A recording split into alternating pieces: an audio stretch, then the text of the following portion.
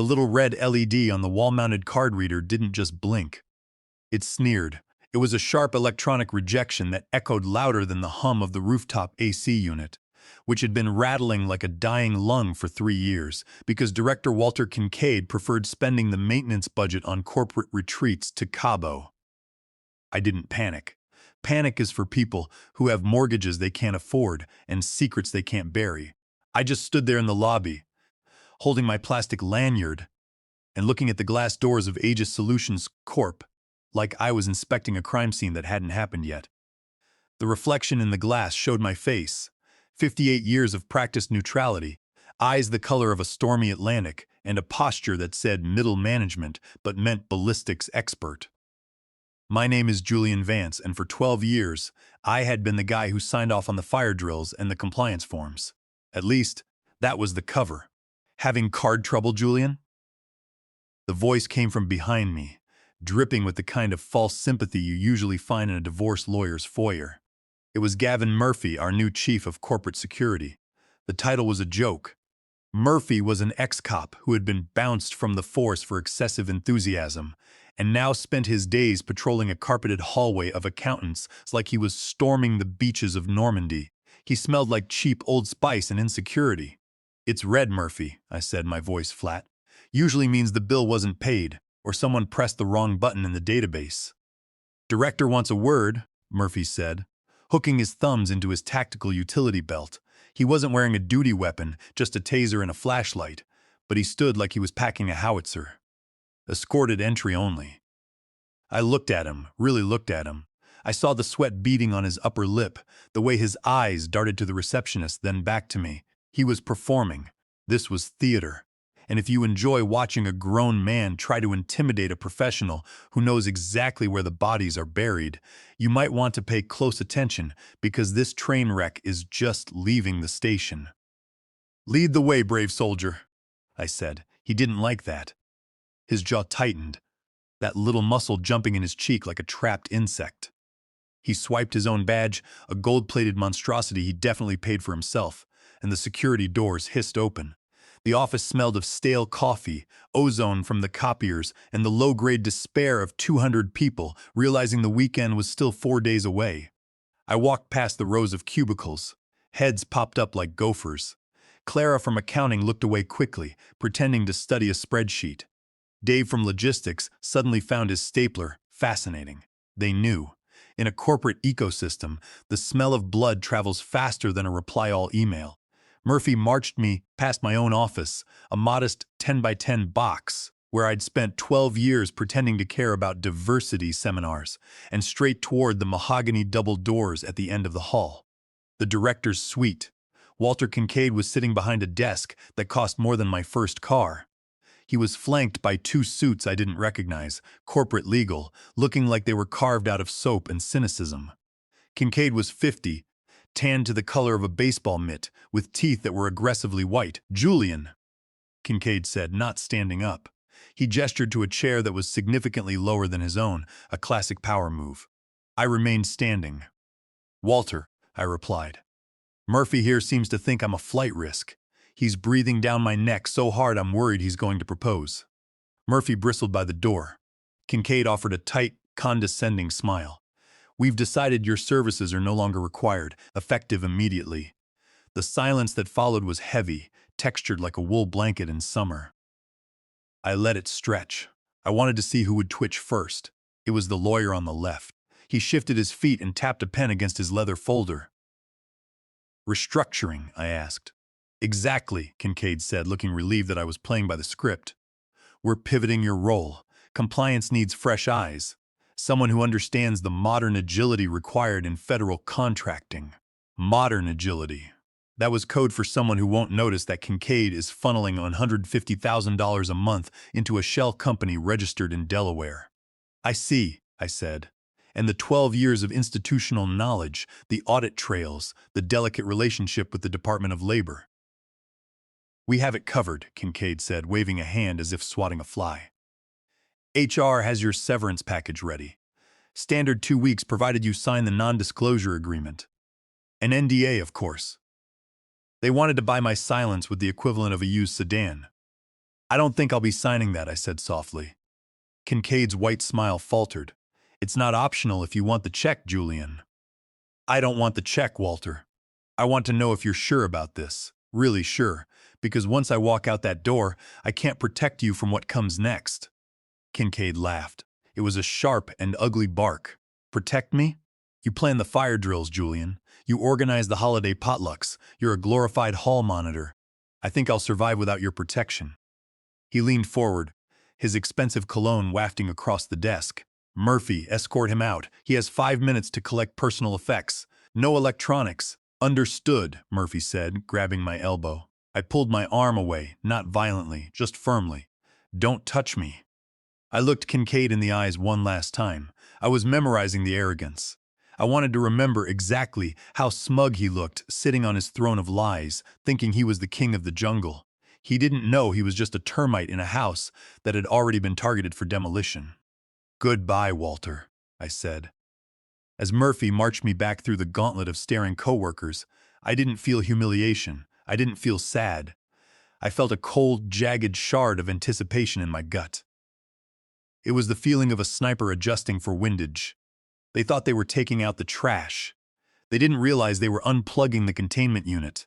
I walked out into the parking lot, the sun glaring off the asphalt. Murphy stood at the glass doors, watching me to make sure I got in my car. I reached into my pocket and touched the cold metal of my real badge, the one tucked deep inside my wallet, the one with the silver government sticker on the back. I got into my sedan, started the engine, and checked the rearview mirror. Murphy was still there, arms crossed, looking proud. Enjoy the victory lap, boys, I whispered to the empty car, because you just triggered the end of your world. My apartment is a sterile sanctuary. No cats, no live laugh, love signs, no unnecessary clutter. Just mid-century modern furniture that looks uncomfortable because it is, and a stillness that would make a monk nervous. It is the exact opposite of the chaotic, sticky mess of incompetence I just left behind at Aegis Solutions Corp. I kicked off my sensible Oxfords, the ones I bought specifically because they make no noise on linoleum, and walked straight to the second bedroom. To anyone visiting, it's a guest room, a generic bed, a generic dresser, a generic print of a sailboat on the wall. But if you slide the dresser 3 inches to the left and press the dark knot in the hardwood floor, a panel in the back of the closet creates a faint, satisfying click. I pulled the false back of the closet open. It wasn't a high-tech command center with glowing holograms.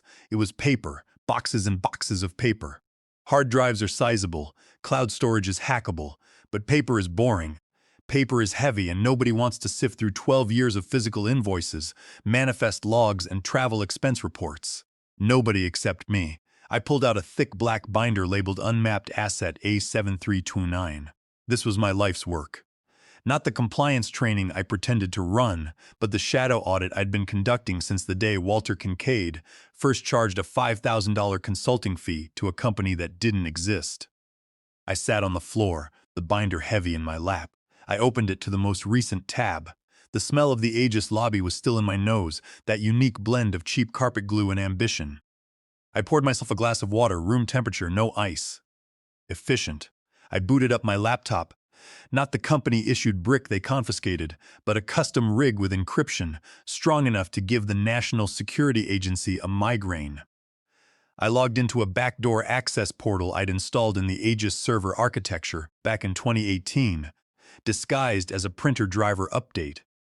I watched the server logs scroll by. They were already scrubbing. Predictable, I muttered.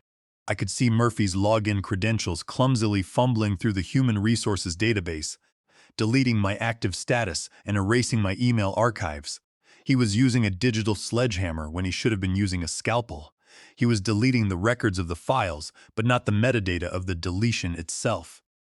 Every time he hit erase, he was leaving a fingerprint that said, "I have something to hide." The real beauty was what they missed. 6 months ago, I noticed Kincaid was getting greedy. He wasn't just skimming off the top anymore. He was gouging chunks out of the hull. He had set up a new vendor, Vanguard Logistics, to handle shipping for a massive defense contract with Boeing. Vanguard Logistics was just Kincaid's brother-in-law with a post office box in Delaware. I knew if I moved too soon, they'd shred everything, so I created a ghost. I navigated to the vendor list on my screen. There it was, buried deep in the subcontractor tier. Valiant Tactical Supplies. Valiant didn't exist.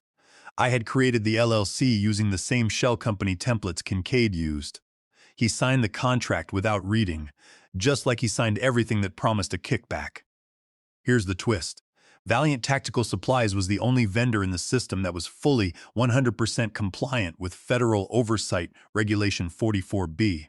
And Regulation 44B requires an automated external backup of all communication involving the vendor. By signing that contract, Kincaid had legally authorized a redundant server to copy every single email, invoice, and message he sent regarding the project. He thought he was approving another slush fund.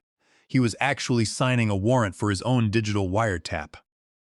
I checked the status of the Valiant backup server. It was humming along beautifully, capturing everything.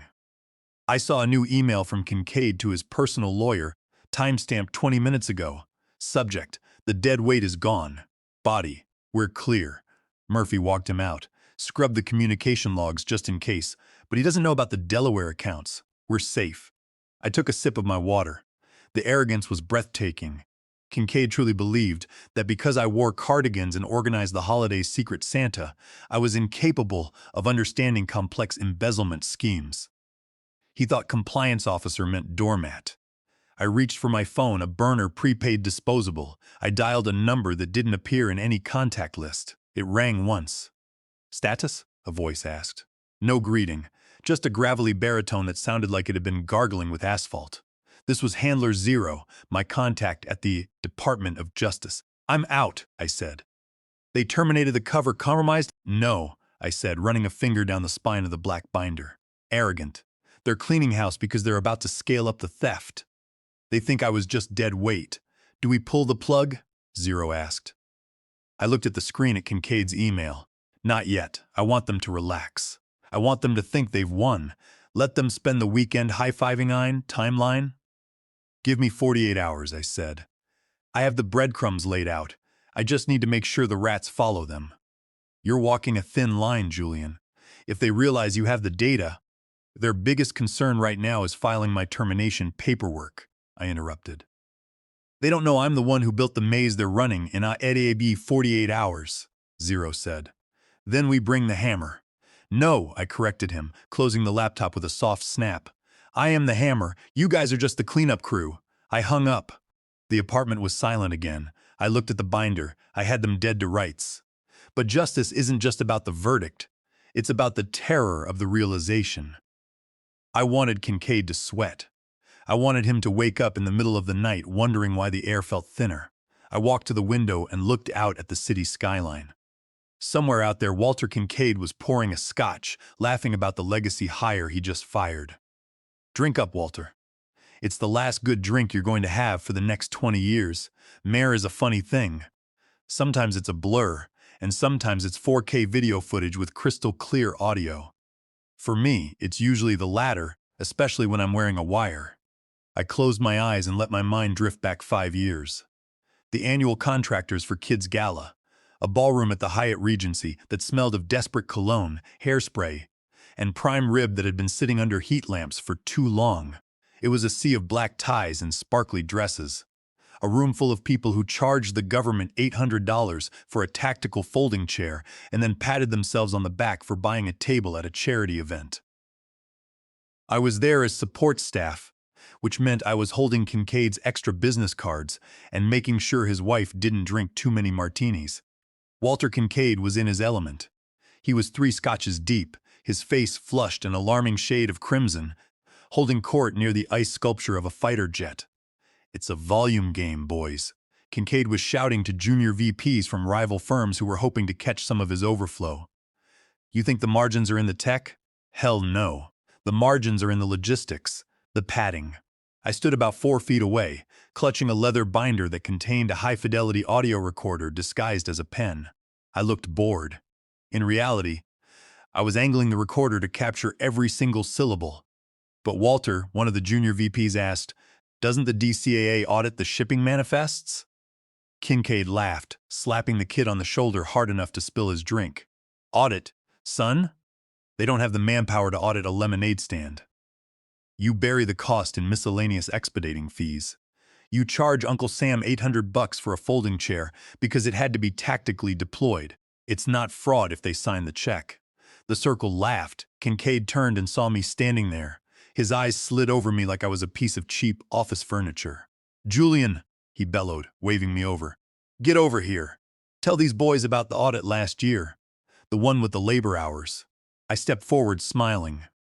"You mean when you reclassified the janitorial staff as environmental sanitation engineers to bill at a higher tier, sir?" The room went quiet. Kincaid blinked, then roared with laughter. "See? He knows. He knows the game. Best damn clerk in the business." "Compliance officer," I corrected him in my head. "And I'm not playing the game, Walter. I'm refereeing it." "He's a vault," Kincaid slurred, dropping his voice to a whisper that the pen recorder picked up perfectly. "Doesn't talk, doesn't complain, just fixes the paperwork. You need a guy like that. Not smart enough to ask questions, but organized enough to hide the answers. Not smart enough. That was the moment. That was the exact second it stopped being just an assignment and became personal. I felt a cold, prickly heat spread across my neck. He didn't see me as a threat because he didn't see me as a person. He saw me as an appliance, a toaster that processed invoices. I kept my smile frozen in place. I went home that night and uploaded the audio file to a secure server. I labeled it Evidence Item 049, Admission of Intent. That recording was the cornerstone. It proved Kincaid wasn't just negligent, he was predatory. Wednesday morning brought rain. A gray drizzle that turned the world into a smudge. I sat at my kitchen table sipping coffee, watching the digital ant farm on my laptop. Kincaid had brought in cleaners. I could see the network traffic spiking.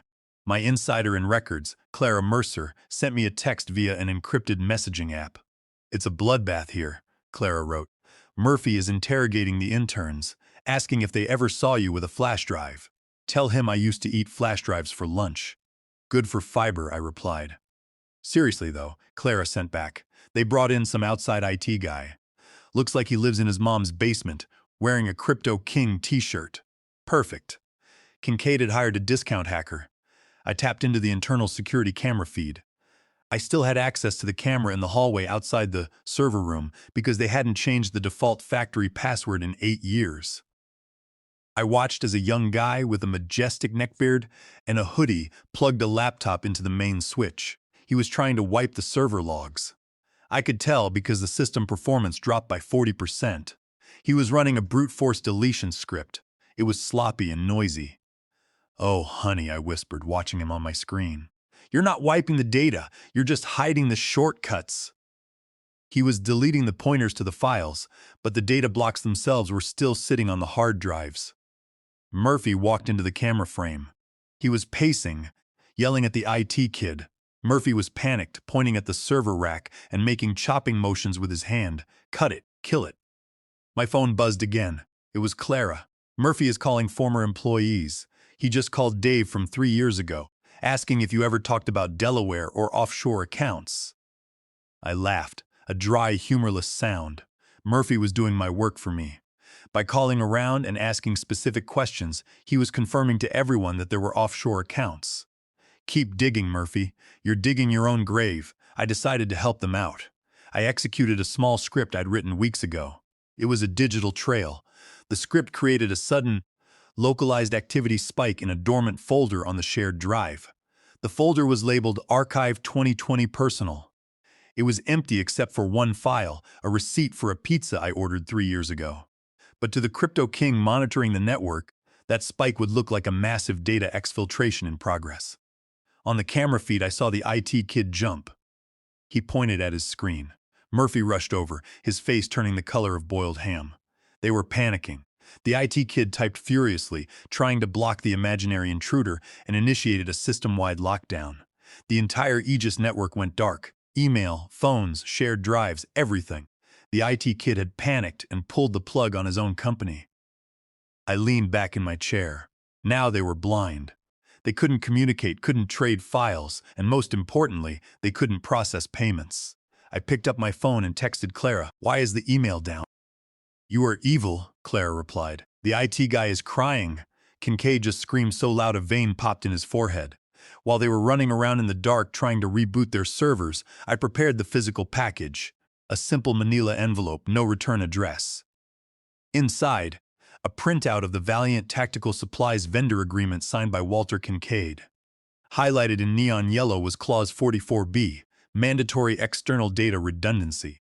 I also enclosed a detailed analysis proving Kincaid had forged the signatures on the shipping manifests, which violated California Penal Code, Section 470, rendering the Valiant agreement void ab initio. I addressed the envelope to the senior compliance officer at Boeing, Aegis's biggest client, the client that accounted for 80% of their revenue. I sealed the envelope. The glue tasted like victory. Let's see how they handle the light. The coffee shop across the street from Aegis Solutions Corp., the Daily Grind, had terrible acoustics and even worse bagels, but it had a perfect view of the lobby. I sat in a booth by the window, wearing a baseball cap and sunglasses. I was dodging former coworkers who might come in for a late morning latte. It was 10 a.m. on Wednesday. The blog post had gone live at 9:45 a.m. It wasn't the New York Times, but it was a niche industry watchdog blog called the Federal Ledger. Small but read by everyone who mattered in defense contracting circles. The title read, Midwest Contractor Linked to Ghost Vendors and Forged Logistics Contracts. It didn't name Aegis directly. It cited sources close to the investigation and mentioned a mid-sized firm in Ohio. But it included a redacted screenshot of an invoice, the one for tactical folding chairs at $800 a pop. I watched the lobby through the glass. It started slowly. A receptionist looked at her phone, frowned, and whispered to the security guard. Then a suit walked by, checked his phone, and stopped dead. By 10:15, the lobby was a hive of agitated corporate insects. I saw Kincaid storm through the glass doors, his phone glued to his ear. He looked disheveled. His tie was slightly askew. He was shouting at someone on the other end, probably the public relations firm he kept on retainer. My burner phone buzzed. It was Zero. We have movement, Zero said. Boeing just flagged Aegis's vendor status. They're pausing all payments pending a full legal review of the Valiant Tactical Supplies subcontract. The envelope arrived, I said, taking a sip of my black coffee. Kincaid is calling in favors, Zero continued. He's trying to reach the senator. But the senator isn't taking the call. He can smell a federal indictment from 3 states away. Are you ready for extraction? The deposition is ready. Not yet, I said. I want them to turn on each other. Julian, this is dangerous. If they figure out you're the source, they suspect, but they don't know, I said. They think I'm just a disgruntled compliance officer leaking petty grievances. They don't know I'm a DOJ forensic asset. If they knew that, they'd be running for the border. I hung up. Inside the Aegis building, the lights on the second-floor executive suite were blazing. I could imagine the scene. Kincaid screaming about leaks, Murphy interrogating the janitors, and the lawyers trying to figure out which shredder was the fastest. Then I saw the first crack in the facade. Linda Barrett, Kincaid's executive assistant, a woman who had defended him for 15 years, walked out the front door. She wasn't carrying a box. She was carrying her purse and a potted succulent. She stopped on the sidewalk, looked back at the glass building, and actually spat on the concrete. Then she walked to her sedan and drove away. Linda knew. She had typed half of those forged logistics reports. If she was leaving, it meant Kincaid was trying to pin the forgery on her. Mistake, Walter. Never sacrifice the secretary. We know where the skeletons are because we're the ones who typed the burial permits. I pulled out my burner phone and sent a text to Linda's personal cells. Me, if you want immunity from the forgery charges under California Penal Code Section 470, go to the diner on 5th Street. Ask for Agent Miller. Don't go home. 10 seconds later, the status changed to read. Then a reply, thank you. I smiled. Kincaid had just lost his firewall. Linda would sing. I finished my coffee and walked out into the rain. I wasn't going to hide anymore. I was going to walk right into the lion's den. I parked my sedan in my old spot. It was still empty, as if the ghost of my compliance audit still haunted the asphalt. I walked toward the glass doors. Sarah, the receptionist, looked up. Her eyes went wide. She grabbed the desk phone. He's here, I heard her whisper shout. Murphy, he's here. I pushed through the doors. Murphy came bursting out of the elevator bank like a bull seeing red. He was flushed, sweaty, and his tie was stained with mustard. You, he shouted, pointing a finger at me. "You are trespassing. I have a security ban active. You need to leave immediately or I will physically remove you." He was loud. He wanted to show the terrified staff peering over the mezzanine that he was the alpha. I stopped in the center of the lobby. I didn't raise my voice. I kept my hands in my trench coat pockets. "I don't think you want to do that, Murphy." Murphy advanced, his hand hovering near his taser. "Get out. I'm here to return something," I said. "Don't want your garbage. Get out." He was 3 feet away now. He reached out to grab my arm. "Don't," I said. It wasn't a request, it was a command. He hesitated. Something in my eyes stopped him. Slowly, deliberately, I pulled my hand out of my pocket. Holding a black leather badge wallet, I flipped it open. Murphy froze. He stared at the gold shield and the engraving. "Department of Justice. You wanted my badge, Murphy. Here." Murphy sneered, but his hand trembled. He snatched it and turned it over. On the back was the silver holographic government sticker, code A7329. "Asset, do not detain. Federal obstruction charges apply." Murphy made a sound like a deflating tire. He dropped the badge. It hit the marble floor with a heavy thud. He stepped back as if the wallet were radioactive. I didn't," he stammered. His face went pasty white. "Kincaid said you were just—" "Kincaid lied," I said, bending down to pick up the badge. "He lies about everything. Tell him he has exactly 1 hour to call the U.S. attorney and confess. If he does, he might get a federal facility with a tennis court. If he makes us come up there and get him, he goes to the dark place." I turned my back on him and walked out. Phase 4 complete. Walter Kincaid was trapped. Now came the extermination. I didn't leave the property. I sat on a bench near the plaza fountain, watching the building. 30 minutes later, the federal raid team arrived. They didn't come with sirens. Real federal raids are quiet, coordinated swarms. 4 black SUVs pulled up in unison. 12 agents in windbreakers marked FBI and DOJ stepped out. Leading them was Agent Miller, a tall, severe man. He spotted me and gave a curt nod. I stood up and joined the phalanx. We walked in the lobby. Murphy was nowhere to be seen, likely hiding in a restroom. Sarah, the receptionist, was weeping softly. "Secure the exits," Miller said to his team. "Nobody leaves with electronics. Seize the servers first." Miller and I, flanked by 4 other agents, headed for the elevator. When the doors opened on the executive floor, the chaos hit us. People were shredding paper. I could hear the mechanical whirring from every cubicle. "Federal agents!" "Step away from your desks," Miller shouted. His voice was a cannon blast. The shredding stopped. Hands shot up. We marched down the hall to the double mahogany doors. Locked. Miller looked at me. "Key?" "He changed the locks this morning," I said. "Kick it." Miller nodded to the agent on his right. One swift kick near the handle splintered the wood and the door swung open. Walter Kincaid was sitting at his desk. He wasn't working. He was staring at the wall. His tie was on the floor, and a bottle of scotch was half empty. He looked 20 years older than he had 2 days ago. "You," he croaked, looking at me. "You were the leak." "I wasn't a leak, Walter," I said, stepping into the room. "I was the plumbing." Another agent walked in carrying a heavy silver briefcase. He placed it on the conference table and clicked it open. Inside were stacks of files, hard drives, and audio logs. "This," I said, gesturing to the case, "is every illegal transaction you've made since 2012. Every inflated logistics cost, every fake invoice for Vanguard Logistics, every penny you stole from the employee pension fund to pay for your offshore accounts in Delaware. You committed a massive breach of fiduciary duty and illegal dissipation of assets." Kincaid's face twitched. "You can't prove intent. It was accounting errors." "My team. We have the audio, Walter," I said softly. "The contractors for Kids Gala 5 years ago. It's not fraud if they sign the check, remember?" His face went slate gray. "And we have Linda," I added. "She's with the U.S. Attorney right now. She kept a backup of your calendar. The Valiant Tactical Supplies contract was forged, Walter. Under California Penal Code Section 470, that forgery makes the entire subcontractor agreement void ab initio. The federal government is reclaiming every dollar." Kincaid slumped in his chair. The fight went out of him like air from a punctured balloon.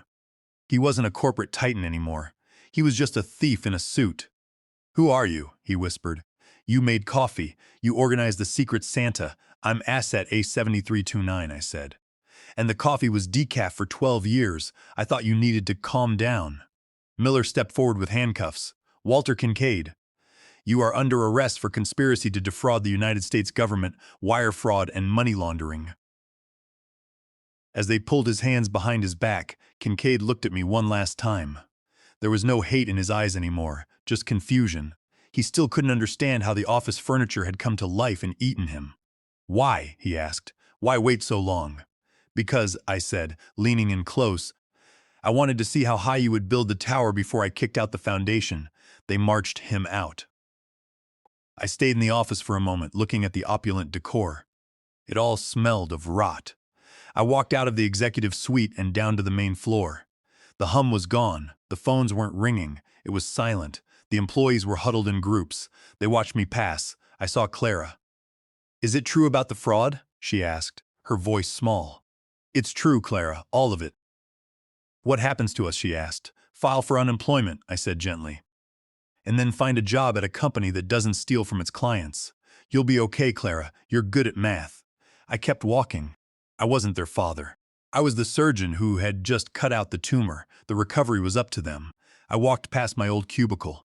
My Hang in There cat poster was still on the wall. I ripped it down and tossed it in the trash. I hung in there, I whispered, and look where it got us. Standing near the reception desk, holding a cardboard box containing a stapler and a potted succulent, was Gavin Murphy. He had been fired. Security chiefs who let the DOJ raid the building don't tend to keep their jobs. He saw me coming out of the elevator. He flinched. I walked straight up to him. He looked at his shoes. Julian, Save it, Murphy, I said. You played the part. You were the bully. Every tragedy needs a villain's henchman. I reached into my pocket and pulled out the leather badge wallet. Here, give this to Agent Miller when he comes down. Tell him I'm resigning. Resigning is better than doing the paperwork. Murphy reached out with a trembling hand and took the badge. He held it gingerly, as if the truth inside it was too heavy for him to carry. At that moment, the elevator doors opened again.